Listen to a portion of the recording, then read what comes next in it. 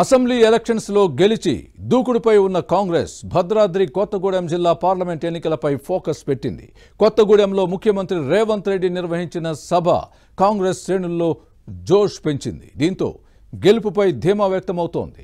ఉత్సాహంలో కదం తొక్కుతున్న హస్తం పార్టీని ఢీకొట్టే సత్తా కమలం కారు పార్టీలకు ఉందా? నేతల వలస బీఆర్ఎస్ బాసును కలవరపెడుతోందా? పార్టీల బలాబలాలు ఎలా ఉన్నాయి?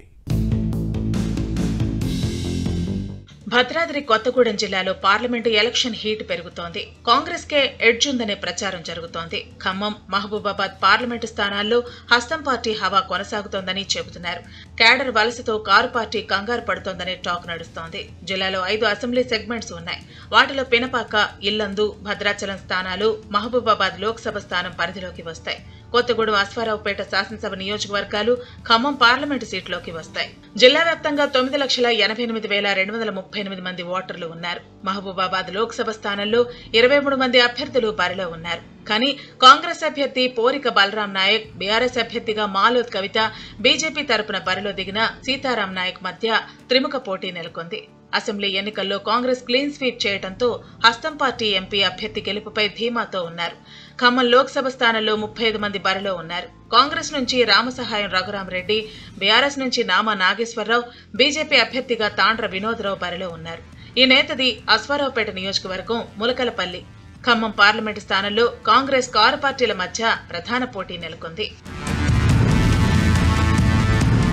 2 లోక్సభ స్థానాల్లో ప్రచారం జోరుగా సాగుతోంది. కొత్తగూడెంలో సీఎం రేవంత్ రెడ్డి పాల్గొన్న జనజాతర బహిరంగ సభ కాంగ్రెస్ క్యాడర్లో జోష్ పెంచింది.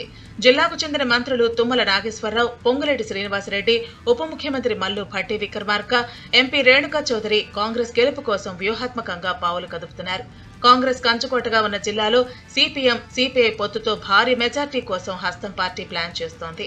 ఈ అంశం ప్రత్యర్థి పార్టీల అభ్యర్థుల గుండెల్లో గుబులు పుట్టిస్తోందనే ప్రచారం జరుగుతోంది. మహబూబాబాద్ లోక్సభ స్థానంలో కాంగ్రెస్ జెండా రెపరెపలాడే అవకాశం ఉందనే అంచనాలు ఉన్నాయి. అసెంబ్లీ ఎన్నికల్లో ఓటమి షాక్ నుంచి బీఆర్ఎస్ ఇంకా తేరుకోలేదు. పార్లమెంటు ఎన్నికల్లో ఏటికి ఎదురెత్తుతోందనే ప్రచారం జరుగుతోంది. గులాబీ పార్టీ బాస్ కేసీఆర్, ఆ పార్టీ వర్కింగ్ ప్రెసిడెంట్ కేటీఆర్ ను నమ్మి నట్టేట మునిగే బదులు పార్టీ మారటమే మేలనే నిర్ణయానికి కారు పార్టీ నేతలు వచ్చారు. అధికార పార్టీలో చేరితే తమ రాజకీయ భవిష్యత్తుకు భరోసా ఉంటుందని భావిస్తూ కారు దిగి కాంగ్రెస్ కండువా కప్పుకుంటున్నారు. పార్టీ నేతల వలసలతో బీఆర్ఎస్ అభ్యర్థికి ఇబ్బందులు తప్పటం లేదు. ఉన్న నేతలను కాపాడుకోకపోతే పార్లమెంటు ఎన్నికల్లో కారు పార్టీ బోల్తా పడే పరిస్థితులు ఉన్నాయనే అంచనాలు లేకపోలేదు. నియోజకవర్గంలో పాగా వేయటానికి దూకుడుగా ఉన్న బీజేపీ దెబ్బకు బీఆర్ఎస్ బెంబేలెత్తుతోందనే టాక్ నడుస్తోంది. ఓవైపు కాంగ్రెస్, మరోవైపు కాషాయ పార్టీ దెబ్బకు ముందు చూస్తే నుయ్యి, వెనక గొయ్యి అనే చందంగా గులాబీ పార్టీ పరిస్థితి మారింది. గెలుపు మాట ఏమో కానీ కనీసం 2వ స్థానంలో నిలిస్తే పరువు నిలబడుతుందనే అంచనాల్లో ఉన్నారు గులాబీ పార్టీ నేతలు. భద్రాద్రి రాముడు కొలువైన భద్రాద్రి కొత్తగూడెం జిల్లాలో కాషాయ పార్టీ పాగా వేస్తోందా?